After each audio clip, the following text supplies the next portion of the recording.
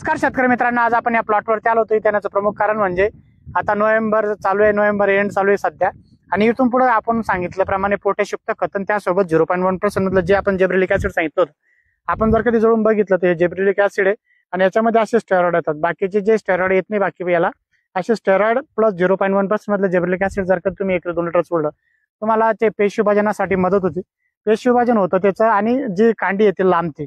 भरपूरशा ठिकाणी शेतकरी प्रश्न विचारतील की 0.1% मधलं आपण जेब्रिलिक ऍसिड दिलं तर बेण्याला प्रॉब्लेम येतील का? तर येत नाही. हे प्रोटीन बेस आहे आणि 0.1% म्हणजे याच्यामध्ये डिव्हिडंड प्रमाणामध्ये जेब्रिलिक ऍसिड आहे. तुमचं जे कामही होतं आणि कंदाची साईज आणि वाढीसाठी ते मदत करतं. पोटॅश आपण ज्या सोबत दिलं तर ते लगेच मुळ्यामध्ये इंजेक्ट होऊन साईजही वाढवतं आणि अन्नद्रव्य जे स्टंप मधलं आता भरपूरशा ठिकाणी पाला बसायला सुरुवात झालेली आहे आणि भरपूरशा शेतकऱ्यांना भुजवळून दाखवा इकडे असे जे कंद होत आहे. भरपूर शेतकरी म्हणतात आमच्याला सड आली, तर ते सड अजिबात नाहीये.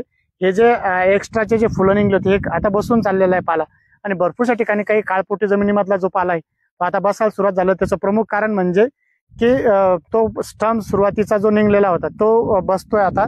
त्यासाठी तुम्हाला घाबरायचं काम नाही, कारण की आता सड भरपूरशा ठिकाणी स्टॉप झालेली, थंडी पडलेली आहे. आता मध्यंतरी फक्त आता 2 दिवस ढगाळ वातावरण आहे. इथून पुढे कुठले खतं दिले गेले पाहिजेत, तर इथून पुढे पोटॅशयुक्त खतं देणं गरजेचं आहे.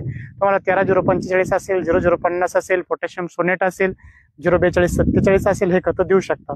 भरपूरशा ठिकाणी मुळ्या जर कधी चांगल्या नसेल तर ह्युमिक ऍसिड 1 राऊंड तुम्हाला घेणं गरजेचं आहे. तुम्ही ह्युमिक ऍसिड जर कधी दिलं तर पांढरी मुळे जर कधी तुमची चांगली असेल तर फोटोसिंथेसिस तुमचं चांगलं होईल आणि जेणेकरून तुमच्या कंदवाढीसाठी मदत होईल. तुम्हाला जर कधी आमचा व्हिडिओ आवडला असेल तर शेअर आणि फॉलो करायला विसरू नका. धन्यवाद.